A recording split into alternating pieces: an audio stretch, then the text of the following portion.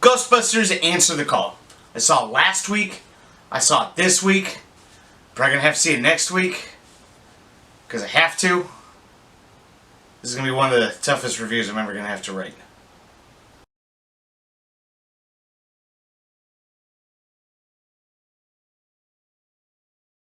So I'm trying my damnedest to come at this with an objective review. Ghostbusters was hands down my favorite franchise as a child. Some kids were Transformers, some kids were G.I. Joes, some kids were Teenage Mutant Ninja Turtles. I was a Ghostbuster, goddammit. So I was invested in this. Super invested. Which meant that I knew that I was going to be overcritical of this. Super critical. So I took a deep breath with this movie and tried to watch it with a new, fresh pair of eyes. I knew that if I tried to hold this up to the source material, it would fail. There's no way that anything could stand against that source material. I'm sorry, but even if the original cast came back, before Harold Ramis passed away, rest in peace, Egon, that it would still be a shallow husk compared to its former glory. Those original two films captured a time and a place. So I had to watch Ghostbusters Answer the Call on its own, as if I'd never even heard of the franchise. Which for some peculiar reason, Paul Feig already wanted us to do. He detached this film from the previous universe by not connecting them in any way save for themes and nods. Were I calling the shots, that would never happen. This story could have very easily been told in the pre-existing world. Okay, so 30 years ago the Ghostbusters did their thing. And they did their thing so well that they rid the world of all paranormal pests. This can be seen in the real Ghostbusters canon. You add in that cartoon and that explains how they systematically took out everything. With no ghosts and no Geistabus, they all can move on to bigger and better things. It would totally make sense for Venkman to become a politician. Winston, with all of his apocalyptic prophetic knowledge, could easily become a preacher.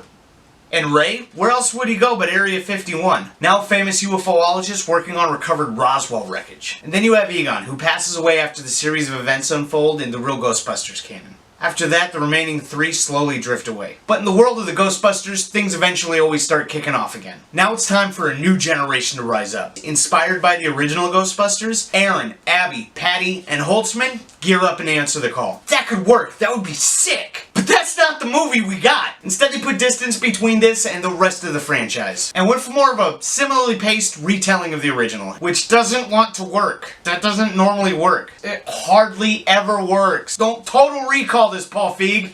We already have the original, which was a perfect film. You don't need to remake a perfect film. Remake a bad film. Sure, there's an argument for that. But why remake a movie that is in such high regards? Paul Feig had to have known the backlash he was gonna get. Guess he just didn't care. Good for him, that's punk as fuck. So guess why I had to watch Ghostbusters Answer the Call detached from the rest of the franchise. Oh yeah, I'm only gonna refer to this as Ghostbusters Answer the Call for one glaringly obvious reason. Hey, what'd you watch last night? Ghostbusters? Which one, the 2016 or the original?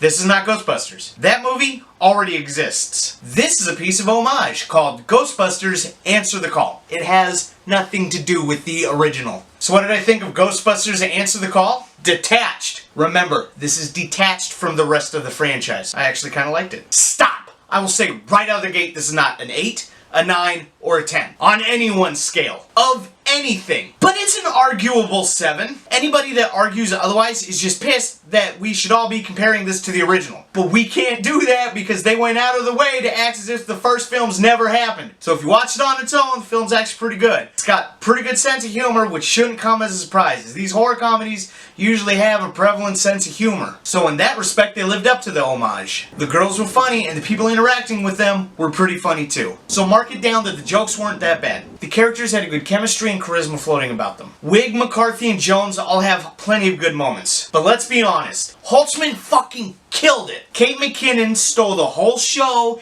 and is pretty much the sole reason why this movie is a 7 and not a 5 or a 6. Her one-liners and attitude are exactly what this film had to have. I love how she's this perfect mixture of Egon and Venkman, which I can't acknowledge because this isn't part of that universe. And also, Chris Hemsworth as the brain-dead receptionist Kevin shows huge range with his comedic chops. Chris Hemsworth was uncomfortably creepy in The Perfect Getaway. He was majestic as Thor in the Marvel Cinematic Universe. And now he's hilarious in Ghostbusters Answer the Call. Dude's a solid actor and this performance proves it. So let's check off that the acting wasn't that bad. Then you have the special effects. And while I'll always go on record saying that I prefer practical effects to CGI, I understand how hard of a fight that can be with studios these days. It was an uphill battle to get this film made in the first place. They've been trying to make a Ghostbusters 3 for 20 fucking years. So trying to convince studio execs to go practical over CGI? That's impossible. And if this wasn't set up to be resurrecting a tentpole franchise, I'm sure it could have been pretty feasible to make this film the right way. But at least all the ghosts looked consistent with each other. They were high contrast, colorful, and somewhat spooky. Pretty good for a horror comedy, with the emphasis on comedy. And while they weren't up to par with the ghosts in the original, this isn't connected to the original. Remember. So we can't compare them to that.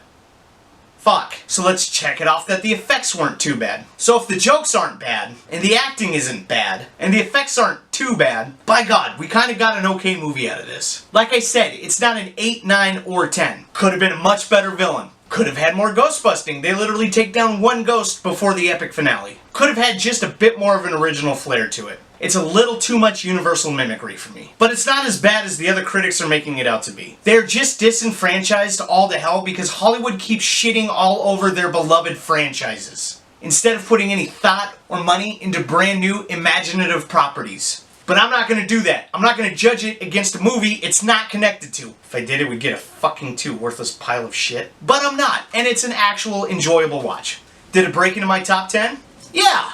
If I'm not connecting this to the old movies in any way. Then it's a pretty fun, entertaining flick. If I did, it wouldn't even break my top 20. It's currently in my number 9 slot. It's not as well-rounded or complete as James Wan's The Conjuring 2, which really was better on literally, technically, every level of film standards, but I did have more fun and felt more engaged than with the glorious new Shark Attack standard, The Shallows. Did the trailer give too much away? Yes and no. The first trailer wasn't too bad, except for the parts where they're showing the possessions. It really doesn't give that much plot away. In fact, I commend them for leaving the big bad guy completely out of the trailers. The problem is, we live in a world where every movie gets 3 freaking trailers and 10 fucking TV spots. So when you throw all of that into the mix, you pretty much see every fucking funny joke, and by the time you get to the movie, it's not funny anymore. That move right there ruins comedies. It's what happened with Men in Black, and it's what happened with this movie. You saw all the jokes, you didn't need to go see it in theaters. Bottom line is this. Do what you want. If you want to compare Ghostbusters and Answer the Call to the original franchise, more power to you. You are completely within your rights to do that. It's gonna piss you off for no reason, but that's fine. But if you want to actually dive into this thing and get another Ghostbusters film and actually feel good about it, it's totally possible to do. I did it. You go do it, go watch it, judge it for yourself. Peace!